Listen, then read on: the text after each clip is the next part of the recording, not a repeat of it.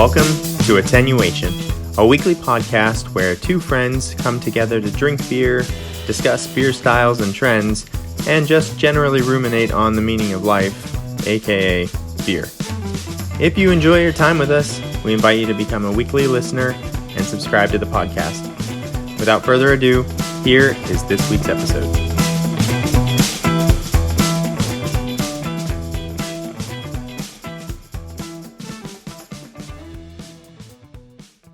Hello, and welcome to episode 63 of Attenuation, a beer podcast. My name is Jason, and I'm joined by my best friend since 8th grade, Steven. Hello. How are you doing today, sir? Fantastic. Good. Are you ready to drink beer and talk about drinking beer? I'm always ready to drink beer, and I've got a big one today, too. So. Oh, I don't know what it is. We didn't talk about it. In the mood for a big beer. Nice. Okay, so we have a fun topic today. We're going to talk about beer gimmicks. Yeah, what the breweries are trying to use these days to sell their beer. They're using lots of tricks. Competition's getting stiff, so it's super stiff. Okay, well, before we get into our topic, we have to do our favorite part of the podcast, and that's our drinking beer segment. So the way it works is we both introduce our beers and do nose notes, and then we cheers, taste, and give tasting notes. Can I just say how good it is to see your face this week? Because my internet works. Yeah, we've been having some connection issues the last few weeks, and the best way to avoid it was for Jason to turn his video off. So it's just been very sad. It also helps our coordination, our flow. Yeah, yeah. When you can see the other person. I'm like, I didn't know he was about to say something. I said something. All right, so today I have a beer from Mraz Brewing. So when I grabbed all those sours, I also grabbed a couple other beers they were making. I was gonna say, it's not a sour. No, I specifically grabbed some non-sours because I wanted to try some of the other things they were making over there. Yeah, so this is Ninth Dimension. So this is a double IPA. I don't know much about it. It's 8% alcohol by volume. It does say it uses Pacific Gem, Galaxy, and Vic Secret hops. Okay. Yeah, so it had a cool name and a cool label. Speaking of gimmicks. Yeah. Very tough. That's how I buy wine. That's a pretty label. Sure, that's good. Ooh. Beautiful. Yeah, it looks really nice color and extremely... I poured it a little too fast. I have a massive head going. Yeah, that's a thick head. And it smells really good. Just tons of tropical notes, but I'm not really used to smelling, so getting apricot and tangerine and guava. Yeah, just a really, really, really tropical fruit flavors. Okay, I'm really excited. If the taste follows the nose, I'm pretty pumped about this one. All right, what are you drinking today, Steven? Okay, so I'm in a very getting ready for New York mode because it's just a few weeks. I'm making a trip with my family to New York City, and I'm super excited because while we're there, I think my family is going to allow me to visit a few breweries if they're nice enough. I'm sure they'll tolerate some. Yeah, I would hope. I mean, they rolled their eyes a little bit at me, and they've tried to put limits on how many we can go to through the week. But I'm very excited. Probably going to go to Other Half. Evil Twin is the other one. That's what I'm drinking tonight. So I drank Other Half beer. Posted that on Instagram yesterday. And then tonight I am drinking an Evil Twin Stout. So hope you're proud of me. I'm excited. Yeah. This is a cookies and cream flavored Imperial Stout brewed with Oreo cookies. And it's called Cookies and Cream and Chocolate and Cookies. Okay. Because remember, Evil Twin has some weird names and then some long names. They're the ones that have the whole stories. Yeah, it's like a whole novel on the side of the can. Yeah. So this one is cookies and cream and chocolate and cookies. There's cookies in there twice. Yeah, there's a lot of cookies in here. So I'm hoping it's sweet. Okay, so very dark and with a very darkly dark brown tinted head. Smells very chocolatey. Only just a slight hint of it's not even It's like, I don't know that much about coffee, but it's not like I don't know, maybe like an espresso kind of, Okay. Yeah, I always forget you're like not a coffee like a drinker. chocolatey coffee or mocha. Is A that mocha. mocha? Mocha. Okay. Yeah. People are gonna be like, dude, this guy's an idiot. But I really don't drink coffee. But yeah, it's like a chocolatey coffee. The coffee's not very strong, and then like a hint of vanilla sweetness to it, and almost like a little bit of a dark fruit note as well. But that might just be like that sweetness coming off again. But I'm excited for this one.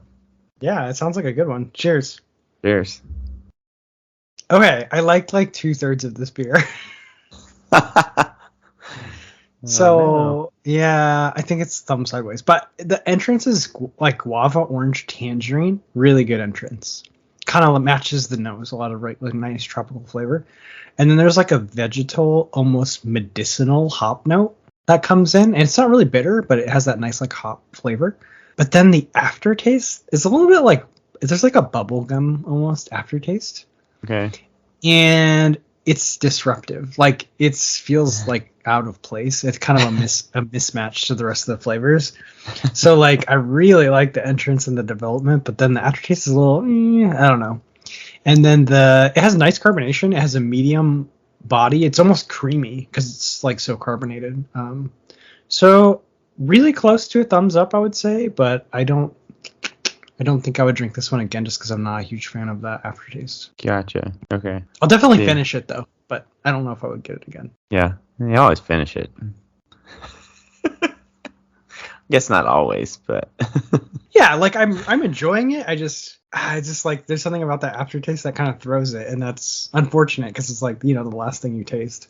So, yeah. I mean the bubble gum is definitely like a yeast ester, characteristic of yeasty esters. And it is kind of used as part of the flavor profile sometimes. And maybe, I don't know whether it was purposeful here or not, but yeah, it can be disturbing sometimes. So yeah, that's how I would say. It's not necessarily an off flavor because it is like you want like fruity yeast esters in those like juicy IPAs, but I don't know, it didn't strike a good balance here with that bubblegum flavor. That's what I think. I think it's just like a little bit too strong. I think if it was a little bit more subdued, then the overall balance would be perfect. Gotcha. All right. So thumb sideways, you said? Yeah. You don't like giving thumbs down. I'm too nice. You're like, well, it's beer. I mean, it's better. It's way better than like Budweiser or like so that's true. It's good.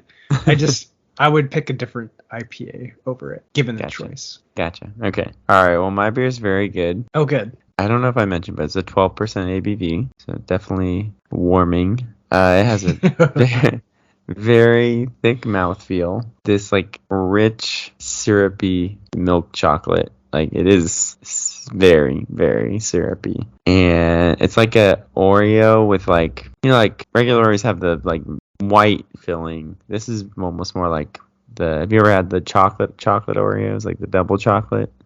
Yes. I have like the chocolate and frosting in the middle. Yeah, that's what this is like. It's like very, very chocolate. It's like chocolate on chocolate, but like, and then those are covered in fudge.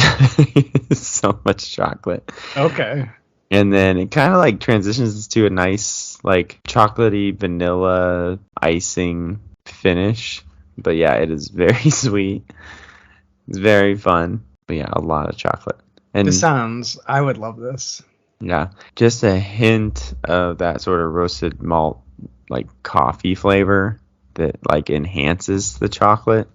Okay. Like that's apparently using espresso powder is the key to a really good chocolate cake. Oh. Because it enhances the chocolate flavor. I learned that on Kids Baking Championship. Nice. Knowledge comes from all places, all sources. Yeah, watching these like 9-year-olds bake on that show is really impressive. Oh, I'm sure they're like mind blowing because they could probably bake 1,000 times better than I can. Oh yeah, no, I mean, and you can just say like, oh, you need to make like a chocolate ganache or whatever, and they like make that. Like they know already how to make that. It's very impressive. Some kids impress me. they're Most way more. kids are stupid, but Yeah, I was gonna say when I was 9, I couldn't do anything.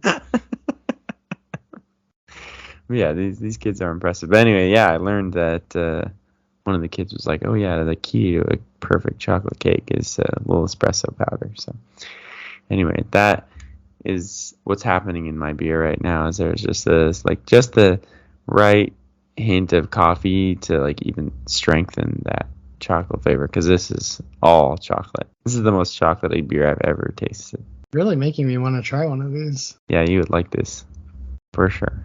I like my sweets. I like my dessert stouts. So this one's gonna be going quickly. Even though it's 12%. Good thing Even though it's 12%, I know. At first I was like, oh, this is a good sipper, and I'm like, oh no, this is really, really good. This is dessert in a can. That's awesome. Yeah. So thumbs up on this one. Very excited to get my hands on some Evil Twin beers. I'm very jealous. You know, it's not too late to bring me instead of your family. It's true. You just happen to meet me there. Oh, there we go. We do need to make concrete beer trip plans. We do. Soon. Very soon. All right, cool. So that was our drinking beer segment. And next we do postscripts, which are when we correct things from previous segments, or sometimes we have things we want to return to. And also beer news, which is beer news. And I think today we have a beer news from Steven. Yes. So this is kind of a fun beer news. Patrick Rue, who is the founder of the brewery, one of our faves. He is, well, like I said, founder of the brewery, which is a very, very successful brewery that makes some amazing beers. He is also a master cicerone, so one of the, we said like 18 to 20 master cicerones that exist. He's one of the masters, the rare masters of the council. Yeah, the Jedi Council of beer. It's very impressive. That's awesome. Yeah, they're so rare. That's incredible. Yeah. So he has purchased half of an interest in Moonlight Brewing Company, which is a small Santa Rosa, Sonoma Valley brewery. They have two beers that they're like pretty famous for, like these are their flagships. One, it's called a black beer. It's called Death and Taxes. And then another one called Reality Check, which is a Czech style Pilsner beer. So what's interesting is that he purchased this half interest in Moonlight. It's the half that was actually owned by Lagunitas. So the founder of Moonlight Brewing, Brian Hunt, he's always retained half his ownership. But the other half he sold to Lagunitas initially, and then now that half from Lagunitas has been sold to Patrick Rue from the brewery. So kind of interesting. Patrick Rue founded the brewery in 2008, but he now owns Erosion, which is a winery and brewery in Napa Valley. But the interesting about Moonlight is like they were very small and they kind of stay small and they only have local distribution. And they didn't have a whole lot of like innovation. They were just kind of like banking on these couple flagship beers that they make. So Patrick Rue is going to bring a couple different beer styles, new things to Moonlight. He's going to do a barrel aging program for them. Are they going to increase their production of? Are we going to be able to see Moonlight beers? I don't know. We'll see. Because that Death and Taxes, I looked that up while you were talking about it. That's the number one ranked European dark lager on Beer Advocate. It looks really good. Oh, yeah. So that's super interesting because they make, it's like two lagers are their main flagships. So yeah, it's different. It's out there, but that'd be really cool if like that became a little bit more available. Maybe that won't happen, but I would love to try this one. Yeah, but definitely. For them, it was a big reversal back to being like locally owned and kind of get away from that big Lagunitas Heineken ownership. So yes, maybe you'll see that around. Yeah, I'm looking it up. It's actually in Santa Rosa, so maybe I should just go. Yeah. Just like it's like Russian River, man. It's not that far from you. Yeah, I could just do it. Huh. Oh, that's very interesting. Very interesting turn of events, and also interesting. Moonlight is now half owned by a master cicerone. Yeah, that's what I was gonna say. It's cool to track the activities of the. We're calling it the Beer Jedi Council of one of the master Jedi of the beer universe. That's awesome. Yeah. That's gonna be brew news every week now. We're just gonna like track the. We're gonna stalk them. Yeah, the activities of all the master cicerones. So there's your brew news. Not super exciting, but it's kind of cool. It's It's a win. interesting. A little, getting that local brewery back from the growing conglomerate. The clutches of the evil empire. Yeah. See, we can do Star Wars analogies across all the night board. long. They return to the Rebel Alliance. All right, cool. So let us get into our main topic, which is beer gimmicks. What do you want to talk about first? Well, part of this was inspired by an article we saw that Steven shared with me. And while the article is dated, it's from The Full Pint. It's funny because it's still relevant.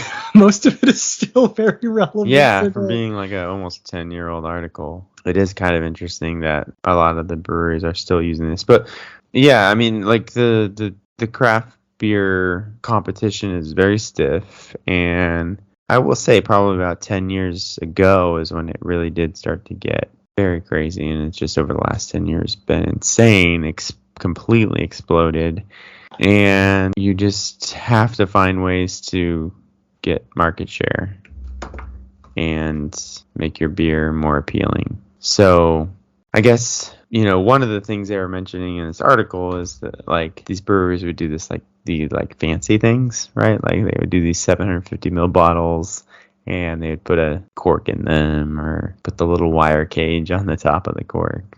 Yeah, I'm a sucker for this. I even call it beer. If beer has a cork in it, I call it fancy beer. If it has any other layer than just a bottle. It's fancy beer. Yeah.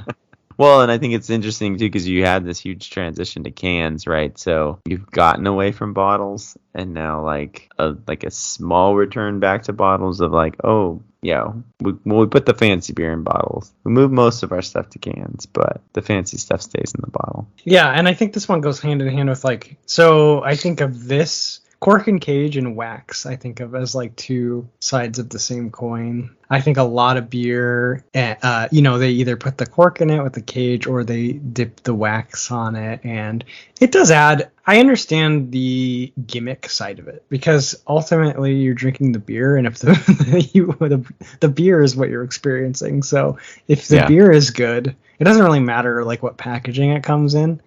But I'm a little bit of a sucker for, and I don't think it's 100% out of place to appreciate the presentation. Like if I'm able to draw, like from food culture, which I'm not really a foodie, but when like plating is, swinging back to you watching all those like cooking shows, but like plating is a big part of food presentation. Like it needs to look visually appeasing when it's first presented to you, and I kind of give them a little bit of a pass. I do think make sure the beer is good before you plate it correctly, but I am a little bit of a sucker still for corks and wax dips, and even if it doesn't really translate into a better beer. Yeah.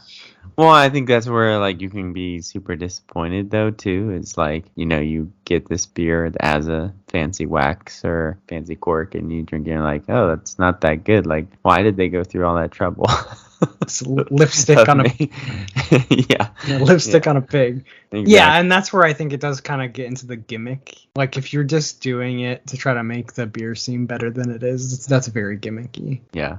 But if you're doing it on like special edition things, or Fremont does the big wax jobs, but they only do them on like their biggest beers, right? Their limited releases. I mean, they do it on a lot of stuff, but it's not their regular, I will say opening a beer that has wax on it is a nightmare. They should just stop putting wax on beers for that reason. Well, like I said, I've watched the videos where they dip them, and they dip it like 3 times, and I'm always like, oh my gosh, they're dipping it again? Like, yeah, could we just do one layer? Yeah, guys? One layer. Let's chill on the wax. Right?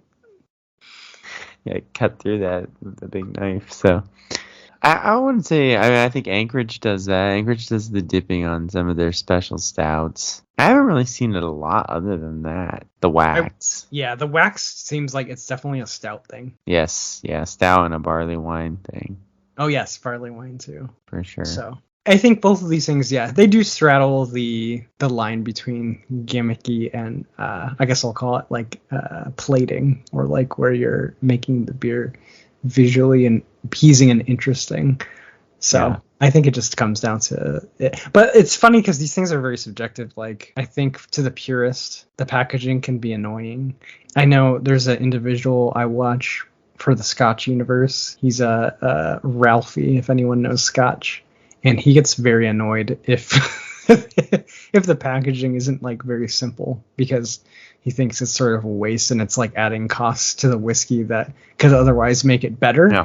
So he's like, anytime there's like extravagant packaging, it always like irks him and he gets mad about it. He's like, you should just put it in proper packaging and put the information on the box and that's it. So I know if you're the equivalent of him in the beer universe, maybe that the caging and the waxing is all sort of annoying to you, because it doesn't really add anything to the main event, which is drinking and enjoying the beer. It's kind of like more of the ritual and getting excited about it. So I think it's super subjective, but I kind of fall like right in the middle where I'm okay with it as long as the beer is good. Well, this article mentioned a beer that Sierra Nevada brewed, I guess. It was some sort of reserve, once in a lifetime sort of release, but they did a wax dip on this one, and there was like a big outcry that like, oh, it just added cost and all the stuff, like for no good reason.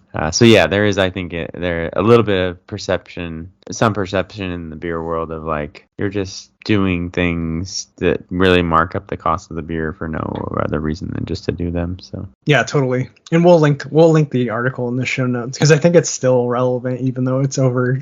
Yeah, it is really. Yeah, it's funny how relevant it still is. So yeah, so fancy corks. Well, I mean, I guess the almost more relevant thing now would be the can art that we talked about. Like that's the big gimmick now. I mean, yeah, you still see the fancy corks and wax stuff, but in terms of competition and trying to make your beer stand out, the can art is super important. I think it is, like, because you're right, and this wasn't mentioned in the article because I think it's gotten hyper intense in like the last probably like 5 or 6 years, where like the can art is going over the top. I kind of enjoy it because a lot of the can art is amazing, but again, it's like it falls into that category of like, it doesn't really help the beer. So if the beer is not good, it doesn't matter how cool the can art is. But like, totally, I had to pick. So it does work to a certain extent, right? So I'm at Mraz, and then normally I'll whip out my phone and do research, but sometimes in these smaller breweries, there's just not a lot of data online about, no point in looking it up. So I'm not going to look it up.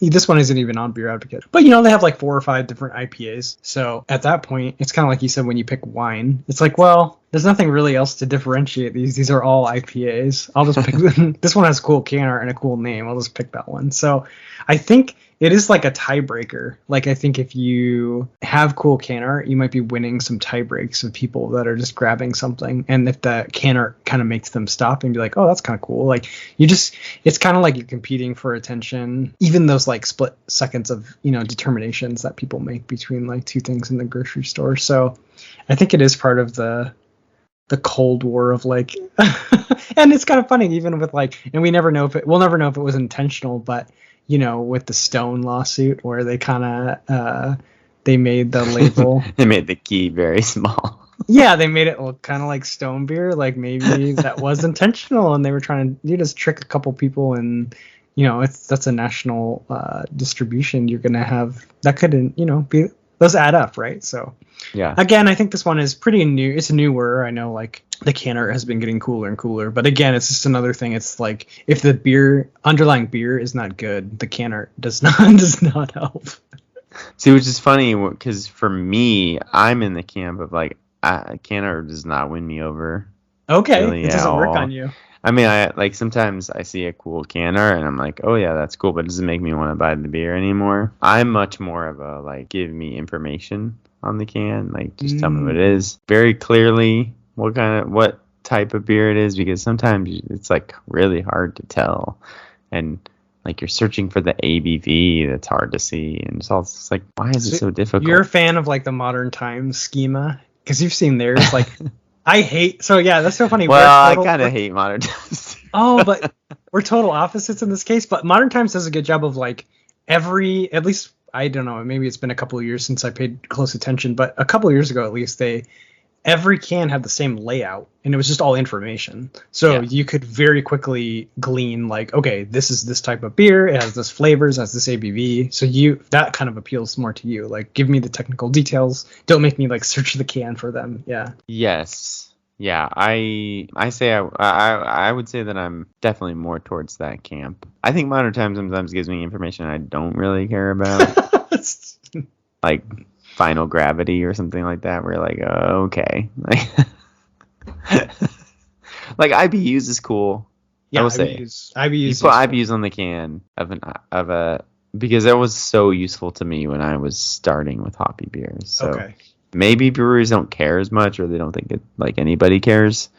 But I loved seeing IBUs, and there's a lot of debate on like how relevant IBUs is, or everybody's perception of hoppiness is different, or every perception of hoppiness in different styles of beer is different. But I always thought it was like really, really good. And we've talked about the IBU race where like, there was this like 100 plus IBU beer was like the cool thing to have, like the hoppiest, most bitter West Coast IPA. And so I know a lot of that is gone now, but still I think that knowing with like a beer's like 40 IBUs, like, okay, like that's an approachable hoppiness and bitterness that's like, that's also pushing you a little bit. What I hate is when they put IBUs on like a stout or something, and it's like 15. It's like, I don't care, like I'm not drinking this beer for the hops. Like, no, that's a good point. That's not relevant information. Put it on the beers that I want to know the IBUs for. Yeah, and I think it is useful in that regard, especially if you're starting out. But even for me, like if I see the IBUs, it kind of, if it's 80, then I don't care like your sensitivity to it or not. Like, what you're getting into if you're drinking an 80 IBU. For sure. So that is something I'd like to see. Like ABV then is also really important for me because I'm an old man now, and I gotta know. I gotta do that math. When I was like 25, it didn't matter, but I have to like calculate how much pain this is gonna cause me the next day. So like this 12% stout that is going down. Like it's almost like it's kind of hard to drink because it's such like chocolatey syrup, but it's also very easy to drink because it's just like chocolate syrup. Maybe that's why they listed. If that makes sense. That's why they listed cookie twice in the name. Yeah. What was it? Okay. Cookies and cream and chocolate and cookies. They're like, it's great. It goes down like chocolate syrup, but it's like drinking chocolate syrup. So yeah, that's funny. So another modern gimmick, I think, is social media and Instagram. Because unfortunately, we live in the era of influencer culture. And unfortunately. Yes. And just the way things work is like people hyperfixate on what is viral and what is popular. And that doesn't always coincide with, just because a beer has a very successful like social media presence doesn't necessarily mean they're like making the best beer, but they get a lot of attention in that sphere. So that definitely lands in the gimmick category for me. Yes. Well, I mean, like, and you have very gimmicky beers, and I think that's a little bit of a like feedback loop where like the gimmicky beers tend to be the like Instagrammable beers, and the beers that, like they're fruity and they look cool and they're pretty colors and all this stuff. And you can make really pretty Instagram stuff, and then that just like feeds like, oh, that's popular. Like, okay, then we'll just make more of that style and make more of the, that beer, and put those beers more out onto our social media, and then that becomes popular. So I don't know. Not a huge fan of it. But again, maybe that's my middle-agedness. Your hipster attitude. No, I mean, I think just social media in general. It's hard to figure out exactly what actually is popular and what's just popular on Instagram. Yeah, and I could imagine it's another thing I think you just see like because the competition is so fierce, you have to try to like fight for every small advantage you can get. So if you can get a good social media presence going, then you're gonna do it because you just want to beat out your rivals. And so can art, all this stuff starts to become. It has an amplified effect when competition is so tight. So Yeah, and not just like, I mean, the social media presence. I mean, every once in a while you just see like a brewery that does it way better than anybody else, like the pictures are better, the videos are better, their stuff is funny, their content tends to be a little bit ahead of the viral trends and not just trying to catch up with the viral trends, that kind of stuff. So right. yeah, so some just do better than others, but yeah, definitely social media is it's unfortunately a tool that even we have to use. But we're terrible at it. Yeah, we're in the camp of like making Squid Game memes like 2 years after Squid Game comes out. You mean we're not Like, we're not bro, on the cutting edge? Yeah. that ship has sailed. Has it Well, really been? still funny. I don't know. It's not Really been been 2 2 years. years? No, probably a full year though. I'll Yeah, bet. you're probably right. Dang, that's crazy. Because that time flies. But in Right. 9 months behind on the internet. Yeah, you might as well be 1,000 years late on the internet. Oh my goodness. Yeah. So I think another one was mentioned was rye IPA. So this is kind of funny because I do still see a lot of these. This was sort of a kind of somewhat specific rant about a very specific style, but the rant was that like, look, you can use rye. It kind of tends to give the beer maybe a little bit of kind of earthiness, a different kind of spiciness to it. Just using a different malt, kind of like using oats or wheat or something in your grain bill. Just using rye to give it a different flavor, but using rye in the grain bill of an IPA isn't really that significant in that like the highlight of the IPA is the hops. So you're showcasing hops. Like, is the rye base really changing the beer that much or giving the beer that much extra depth when you really should just be showcasing the hops? So I thought that was kind of an interesting take on that. Yeah, that's interesting. And then I don't know what the answer is to that. I don't even know if I've ever had a rye IPA, but yeah. I've had a few. I mean, I don't necessarily think it's that significant either. I kind of agree with him, but I also do think that you can. I mean, changing the grain bill. It's not like the grain bill is completely irrelevant in an IPA. I mean, I know you're showcasing the hops, but like I said, you can use oats to thicken the mouthfeel and different. Obviously, West Coast IPAs have an even more maltier backbone that plays a role in the whole balance of the beer. So I think you could definitely showcase rye in the grain bill in an IPA without completely losing it. The reason for using the rye, I mean, I think you can bring out those flavors and balance those with the hops. So Yeah, that makes sense. maybe there's just not a lot of really good rye IPAs, but that's actually probably true. Yeah, and I mean, if it's really adding something to the overall flavor of the beer, then it's justified. But yeah, sometimes I think it's kind of like with a lot of the modern beers we see where they're adding like Lucky Charms and candy and stuff like that. It's just like, is this just gimmicky to just be able to say, oh yeah, it has this in it, or is it really adding like something that makes the beer better overall? So yeah. Well, I was reading the other day. I was sort of interested in like. I think I was probably drinking a beer that had candy in it in the brew process. You would be. Yeah. And I was like, I wonder like how, like when do they add this? Like what is the process of adding these?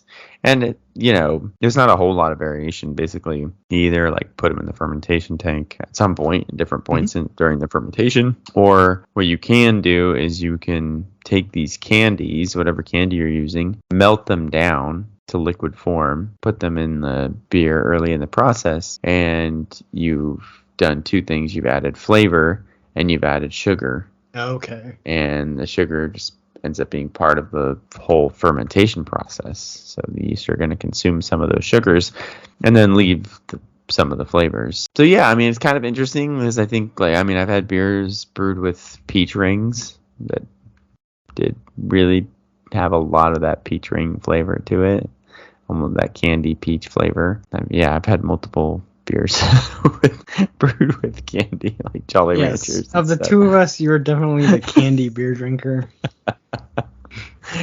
But I don't even know where I was going with it, other than like that is very gimmicky. But it's not. I mean, I think the point maybe you're trying to make is like it's not. So a lot of times to raise the gravity, they will add like syrup. Like basically they just add a bunch of sugar. Yeah. So I mean, if you're like, hey, you're gonna try to boost the gravity and you want to introduce like a novel flavor profile, then if you're melting the candy down and adding it almost as like a syrup, that makes sense because you're gonna boost the gravity and you're gonna get some interesting flavors. It's not like you're just mindlessly throwing them in at the end, maybe. It's like a little bit more planned out than that. Yeah. I guess I just got super defensive when you said something about fruity pebbles. Yes, that's so funny because like whereas can art works on me, it does not work on you. And fruity pebbles always candy and beer works on you, it does not work on me. I'm like, that's so stupid. I don't want to drink this stupid candy beer. Yeah. Yeah, no, it like always works on me. Yeah, see, one person's gimmick is another person's treasure. Yeah. I just was reading about a beer that is using Jolly Ranchers in it, and I was like, I gotta get that. See, that makes me shudder.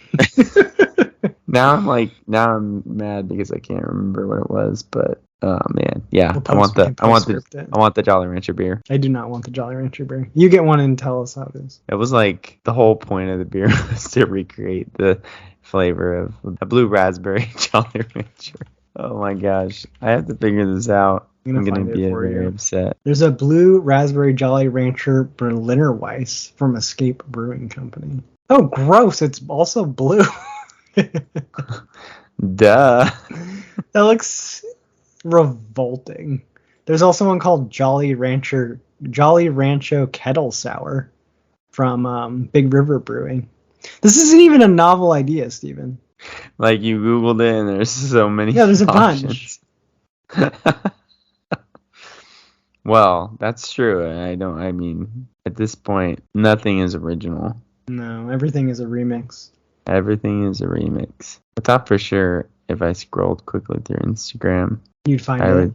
I would find it. But alas. We can postscript it. Sorry, people. All right, we can get to the next part of the article, which makes me defensive. Okay, what's that? So we'll go from Steven being defensive to Jason being defensive. He calls into question barrel aging, and I love I do think aging. He came to the conclusion that it's his favorite gimmick. I would say it's my favorite gimmick, too. And I actually do agree with him. So what annoys me about barrel aging, I think it's definitely going to get people's attention. Like me, when you barrel age something, I'm always looking for barrel aged any beer. But I have noticed they've started to like do barrel aging in different types of barrels. Like they'll use tequila. I've seen they've used like scotch, whiskey. That to me is starting to get a little bit gimmicky. Because from my experience tasting those, like there's a really good example, and I'm not going to be... Oh, the Abyss. The Abyss is like one of my favorite barrel-aged stouts. Okay. The Abyss was super guilty of this. Like, this is probably like 6 or 7 years ago. I don't know if they still do it, but they did like a tequila barrel, a whiskey barrel, a bourbon barrel. They basically did every type of barrel you can imagine, and they put the Abyss. And I tried like all of them because this is my weakness, right? I'm like trying all these.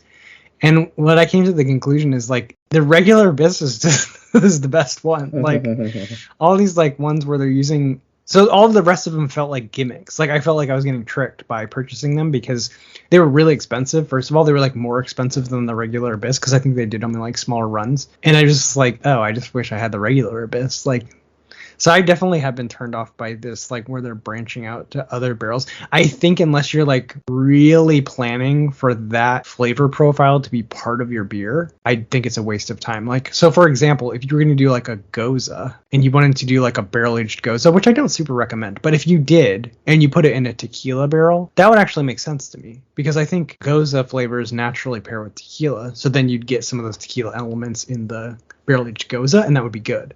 But when you're just throwing your regular stout into all these random different alcohol barrels, that seems gimmicky to me because the outcome didn't really justify the process to me. So I think in general, like barrel aging without a clear purpose, it's just a terrible idea. Right. You know, like just barrel aging to barrel age. And I think sometimes too, like barrel aging for 6 months and just to be able to say that this beer is barrel aged, I think is also a little bit disingenuous and gimmicky. Like if you're gonna barrel age a beer, like really barrel age it. And especially if you're gonna charge me more. Like I want to pay more for the investment of time that you've barrel aged. So this what would beer. you say is like a good amount of time? Like a minimum? I think a year. Yeah. At least. Yeah. Yeah, to like actually get. Unless you're like, I mean, you can like maybe blend a few, like a 1, 2, and 3 or something like that. But yeah, that is cool when they do that, like where they kind of age it into multiple different things. Yeah.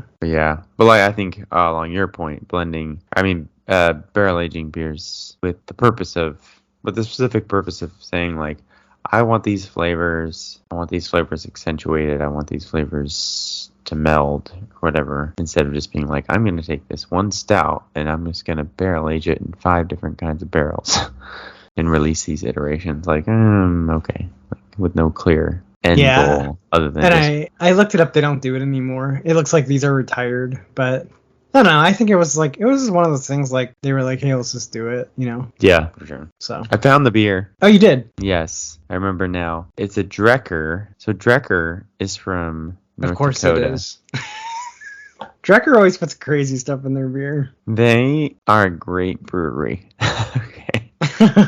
They do. Actually, they're pretty funny because they have like, I really do like their IPAs. I like some of their, I don't know if I've ever had anything like dark from them, but their IPAs are very good. But they've like moved more, I don't know, super recently, but they definitely are doing a lot of the smoothie sour stuff.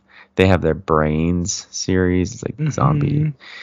And then they also have this PERT series, PRRRT. PERT. I don't know how you say it.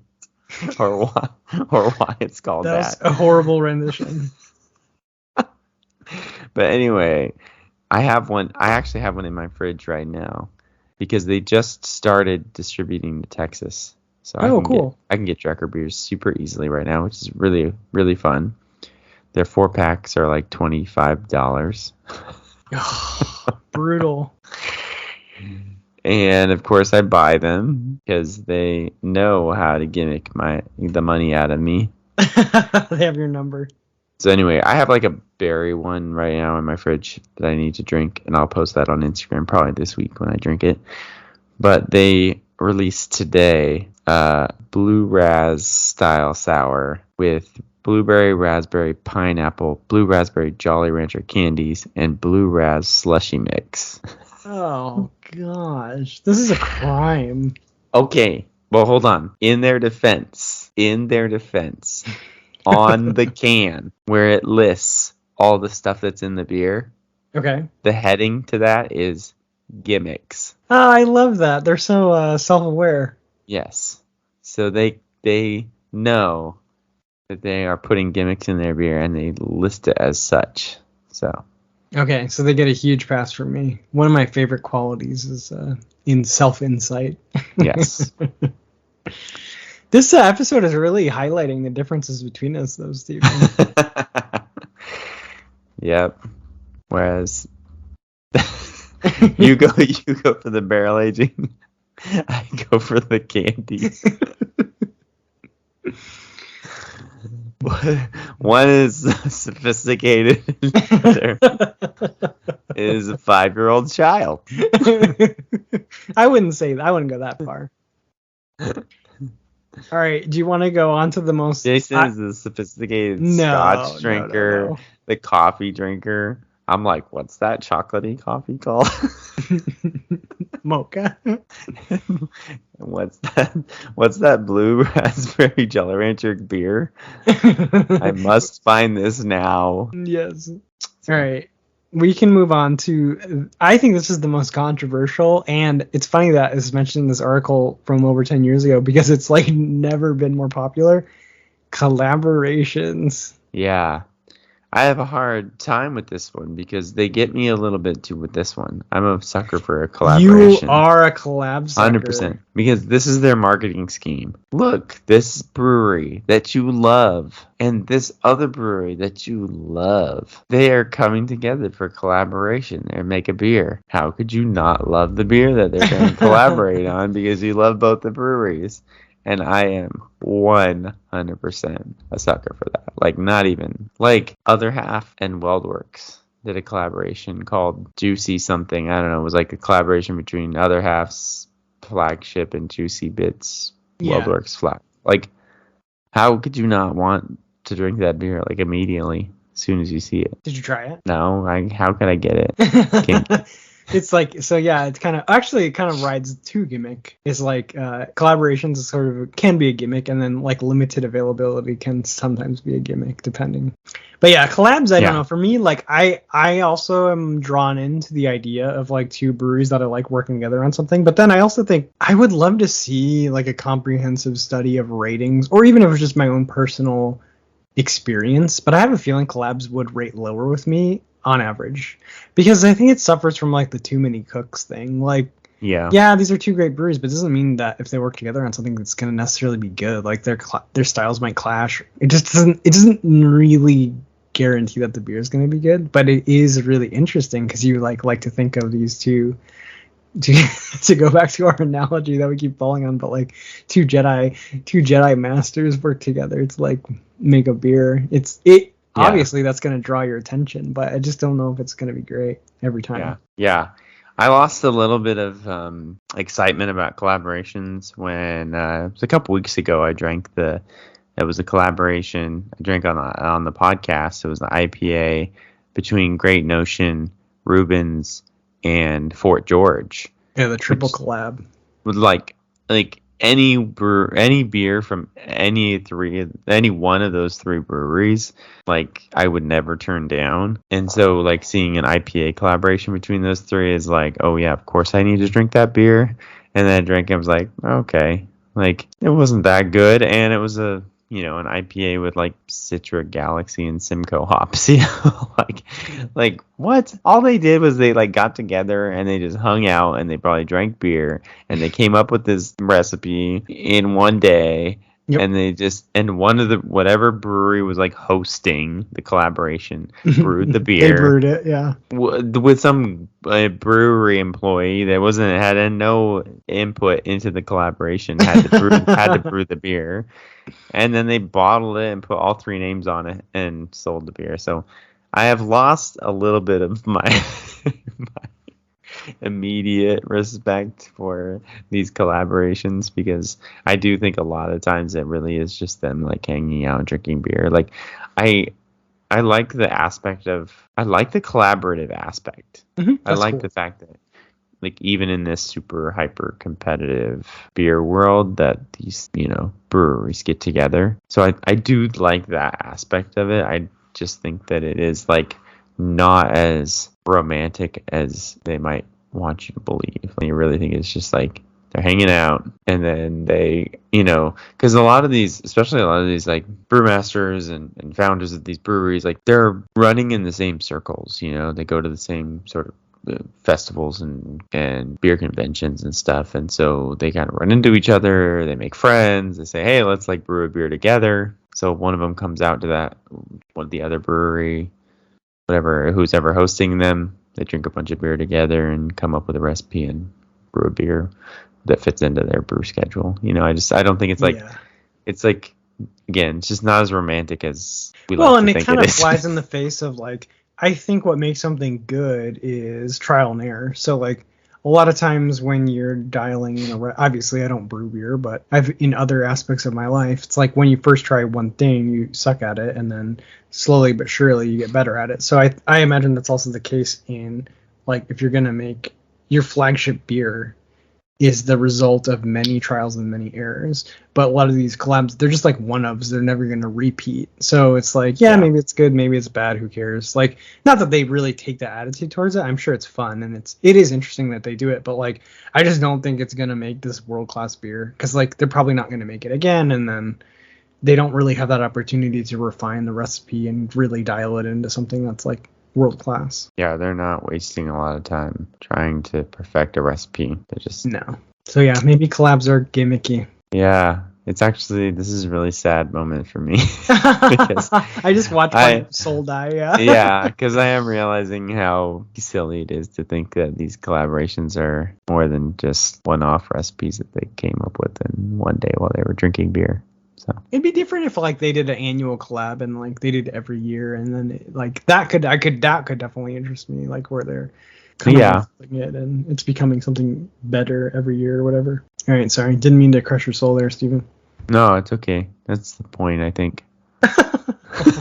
You can still like candy beer, okay? Actually, I have a newfound respect of candy beer. If they're doing it to if they're adding it as like a syrup, that actually makes a lot of sense to me. So part of the fermentable sugars. Yes. Ooh, it's when you say it like that, it sounds even more official. Yeah, because that's not always the case. Right. If they're just throwing it in.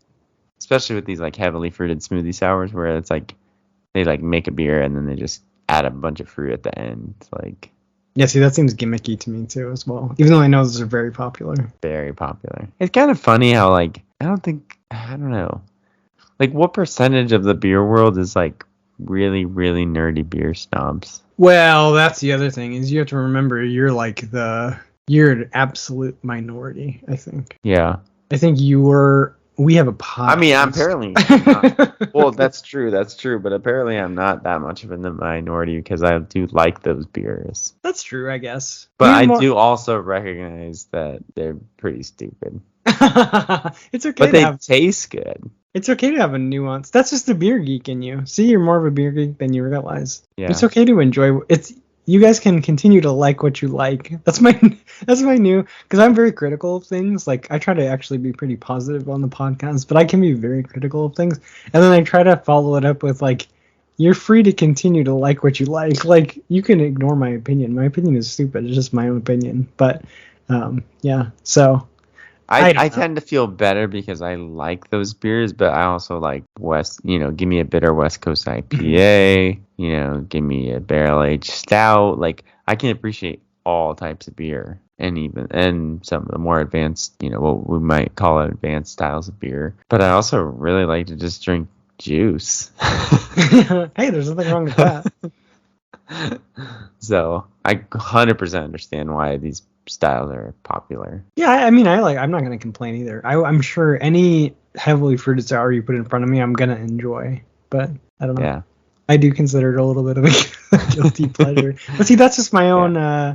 That's my own hang up. That's not. Yeah, I mean, I'm constantly projecting my own. My own flaws on other people. It's what I'm really good at, actually. You and every other human on the planet there, buddy. All right, so there's one more. Actually, there's two more on here. Three more, but one of them is not relevant. Actually, there's a lot on here. This article is really in-depth. But one I did want to touch on was canning, because it's kind of funny because this article was written kind of like at the cusp of the transition from glass to cans. And the author kind of highlighted that, it's better, it's quicker to put things in cans, it's less expensive, better preservation. So it is interesting that at the time it seemed like this innovative thing, but canning has clearly won out. Yeah. Clearly won out. Yeah. I saw a beer on Tabware the other day that was in a can. And it even said in the description something about like, don't let the can deceive you. Like, this is a cellarable beer. Right? Yes. Like, this is a beer you want to put on the shelf and let age. And it is kind of almost counterintuitive when you think of we even talked about this. Like, can you cellar a beer in a can just on the shelf? And yeah, we did. Yes, you can. But that stigma like is still there. Like, it's hard to reverse that of like, oh, it's in a can. Like, that's not a beer I would put on my shelf and age for 3 years, but it's perfectly acceptable and it will age just fine in that can, maybe even better, and no light struck, that right. It's actually, I think it's probably superior because of that light aspect. So let us disabuse you of that notion if you don't think canned beer is a good thing to buy. Yeah. So I'm all in on the cans. Yeah, and it's almost a non-issue now. I actually think like they only really put things in glass. Now it's almost like a novelty / gimmick to put things in a glass bottle, because I think there is that connotation that this is fancier. So like if it's in the glass, it's got the wax dip, like, you know what I mean? Like it's almost like it's in that gimmick category now almost. I agree. Well, what are the other ones? So the other ones are limited releases, which we touched on briefly. Yeah.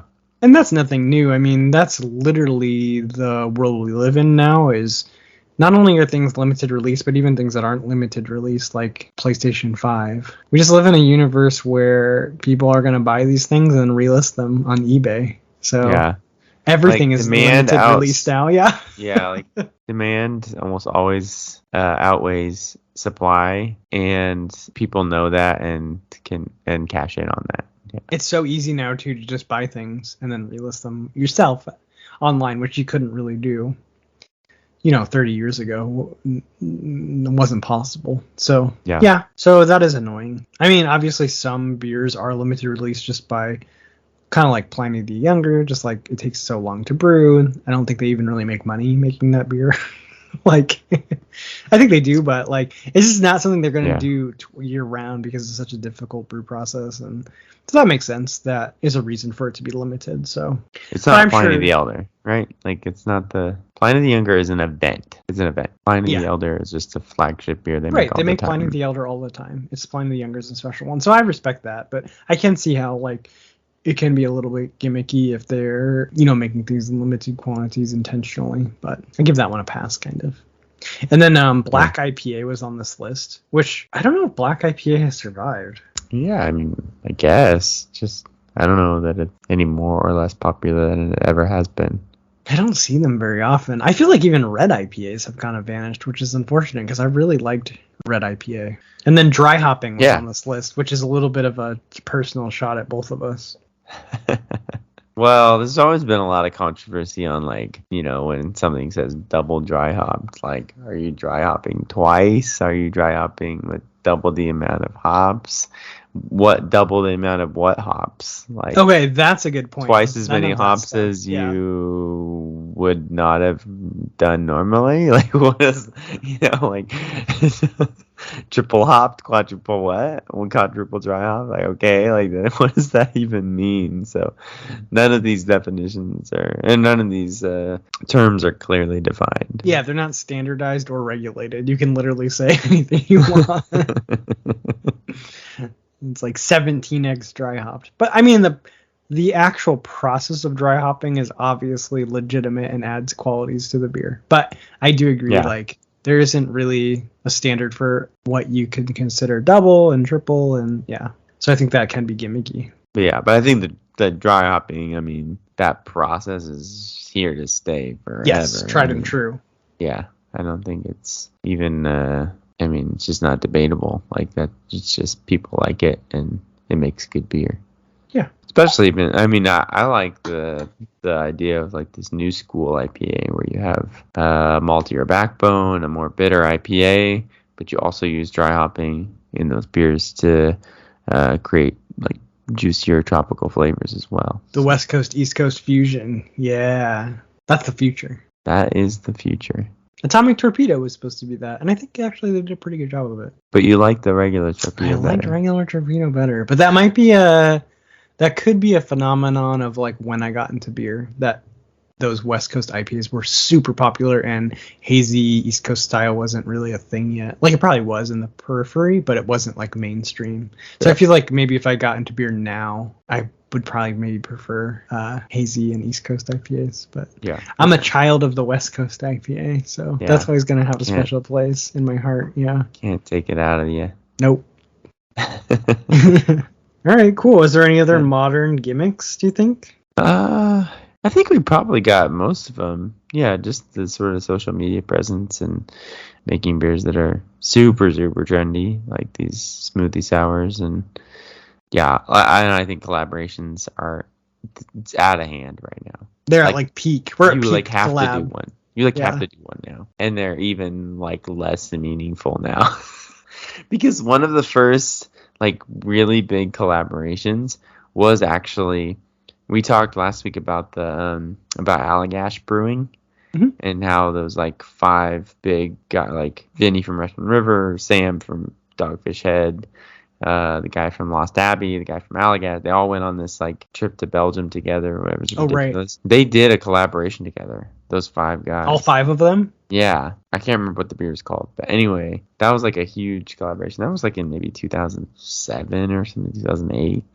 Okay. And that sounds like a very meaningful collaboration. Only because I don't know, maybe I'm just biased towards those 5 people Those because founders. I think even now like an other half Weldworks collaboration does seem like I would totally buy that beer. Like there's nothing. Even this conversation that we've had now, where I've completely lost faith in all collaborations, I still buy the Weldworks other half collaboration. There's still breweries that, like, in my mind, if they come together, I can't imagine they would make a bad beer. Okay, fair. You know, but I've seen like collaborations of like 2 breweries I've like never even heard of. I'm like, I don't like that does not excite me at all. Because I'm like, oh yeah, those like head brewers are probably friends, and they're just like, yeah, let's do something together. Let's do a collab. Yeah. All right, cool. Yeah. Well, I'm sure this is probably a topic we can return to. And many more gimmicks, I'm sure, to be tried in the future. So, all right, cool. Well, I think we can call that an episode. We are available if you want to contact us, primarily on Instagram at attenuation.podcast. Don't forget to subscribe to the podcast. Oh, and yes. Leave us a review. Yes, leave us a review. A really good review. 5 stars, please. Yeah. We'll settle for 4 now. We don't accept anything less than 5. We'll delete it right off there. And our email is contact.attenuation@gmail.com. So, yeah, this has been episode 63 of Attenuation, a beer podcast. My name is Jason, and I'm joined by my best friend since 8th grade, Steven. That's me. And we are saying cheers, and we'll see you next week for episode 64. All right. Cheers, buddy. Cheers. Thanks for listening to this week's episode of Attenuation, a beer podcast. Don't forget to subscribe to the podcast and follow us on Instagram or Facebook for more fun content. Catch you next week. Cheers!